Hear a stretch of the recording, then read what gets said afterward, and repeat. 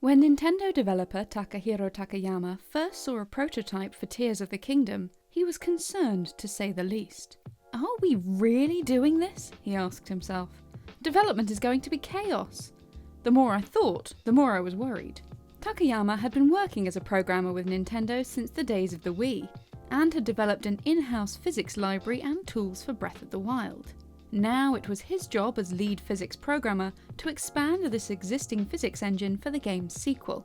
This meant that he had possibly the most difficult and challenging task for Tears of the Kingdom: fixing a broken world that had never been intended to use physics this complicated.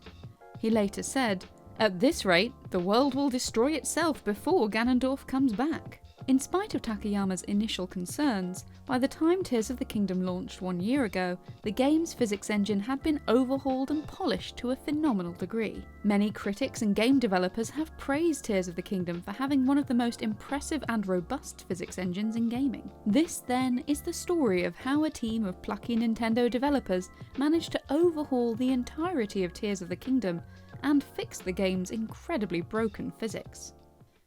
Sticking things together makes something new.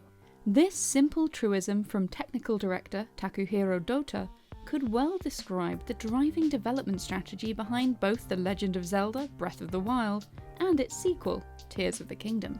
For the first of these two games, the developers created what they call a chemistry engine, where combining the effects of different elements can be used for problem solving. Elements such as heat, ice, electricity and wind impact the game's physics engine, changing the way that objects behave in the world. This approach, named multiplicative gameplay by the team, is described by Dota as a game structure that lets players combine actions and objects to create many different ways to play.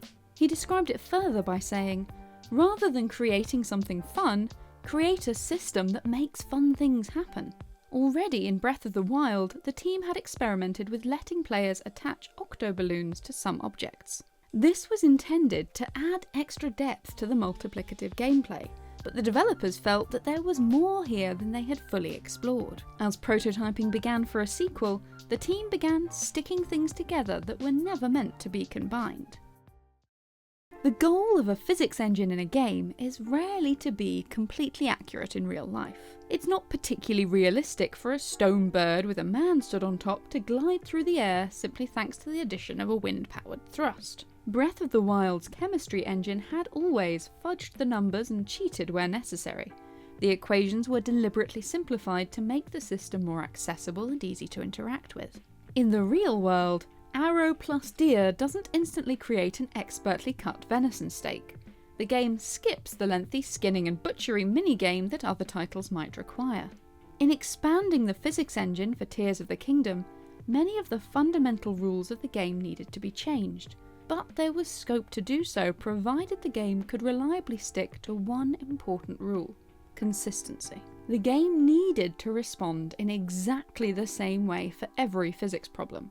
If the player did exactly the same thing twice, in exactly the same way, ignoring all other external factors, the game needed to produce the exact same outcome. Any object, anywhere in the entire world, needed to play by the same rules. This was a major problem, because a lot of the object interactions within Breath of the Wild ignored the physics engine entirely. With Tears of the Kingdom's greater focus on physics, this meant that the world was littered with items that were effectively, well, cursed. There are two different ways of approaching movement, any movement, within games. The first, simplest, easiest to implement system relies on animation. An animator will create a visual representation of, say, a character moving, a wheel spinning, water rippling, a weapon firing or reloading. This type of movement can be triggered whenever necessary with a simple variable. The other type of movement relies on a physics interaction. The interaction hasn't been pre-prepared with a dedicated animation and will be calculated by the game engine based on a number of factors. So, take a simple button used to open a door. In older Zelda games, if the player stands on the button, the game recognises that the player's object location overlaps with the button and it triggers a pre-programmed animation. The button sinks into the ground. If a player pushes a block onto the button, the same thing happens. The game is programmed to know what to do with these objects interacting. if the player puts a Deku stick on the button, it doesn't do anything. No matter how many Deku sticks are placed on the button, that button will never sink into the ground because these sticks don't weigh anything, and because the button isn't sensing weight anyway, as it works by animation rather than physics. There are benefits to both systems depending on the game in question and its goals. Not all objects typically need physics-based movement, and indeed in Breath of the Wild, some objects are physics-based and some are animation-based. This, though, was the cause of the problem with Tears of the Kingdom. Suddenly, with the new focus on an expanded physics system that let the player attach any object in the game to any other object in the game, some objects played by the rules, while others had no rules. It was like trying to balance a stack of blocks together when half the blocks were made of tissue paper. Everything kept tumbling down. Working as a developer on Tears of the Kingdom must have been interesting during the game's early development. According to Takayama, people came to him constantly with panicked concerns that the game was behaving in erratic ways. He said, "I would hear things like, 'It broke!' or 'It went flying!' and I would respond, 'I know, we'll deal with it later, just focus on getting the gameplay in there and trying it out.' We were in search of a solution.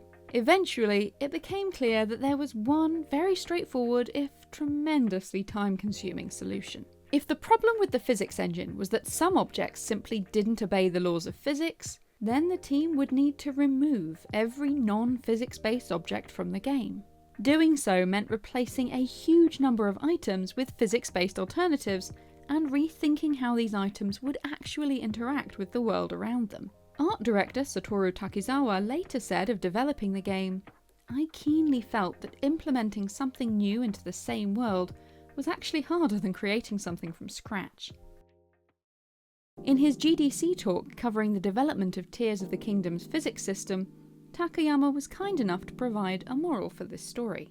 In the talk, which is linked in the description and well worth watching for further details on the process, he explained how Tears of the Kingdom's multiplicative gameplay relies on 3 things. 1. An entirely physics-driven world. 2. Unique interactions which occur without dedicated implementation. And 3. Working together as a team. He said, "Working together with game designers and artists who understood the vision was essential in bringing this vast world to life.